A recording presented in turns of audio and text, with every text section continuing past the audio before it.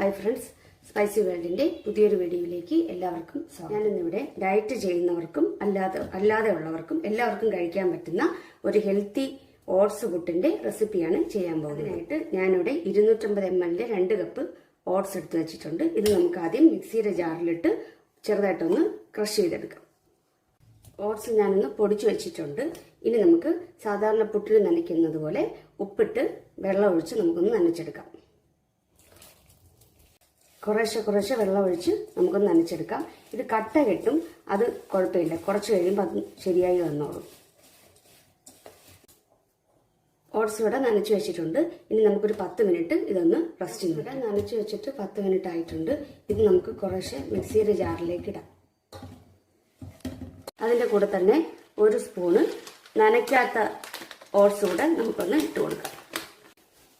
നമ്മളിതിൽ ആദ്യം നനച്ചു വെച്ച ഓട്സും 1 സ്പൂണ് ക്രഷ് ചെയ്യാതെ നനയ്ക്കാത്ത ഓട്സും കൂടെ ചേർത്തിട്ടുണ്ട്. ഇത് രണ്ടും കൂടെ ചേർത്ത് ഒന്നുകൂടെ മിക്സിയുടെ ജാറിലൊന്ന് പൊടിച്ചെടുക്കാം. ഇതിപ്പോൾ നമ്മൾ പൊടിച്ചെടുത്തിട്ടുണ്ട്. ഇതുപോലെ തന്നെ എല്ലാം നമുക്കൊന്ന് പൊടിച്ചെടുക്കാം. മുഴുവനായിട്ടും നമ്മൾ പൊടിച്ചു വെച്ചിട്ടുണ്ട്.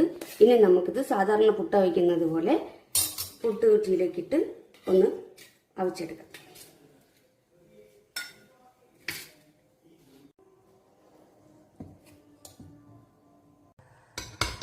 ഇനി നമുക്കിതൊന്ന് സ്റ്റീം ചെയ്തെടുക്കാം.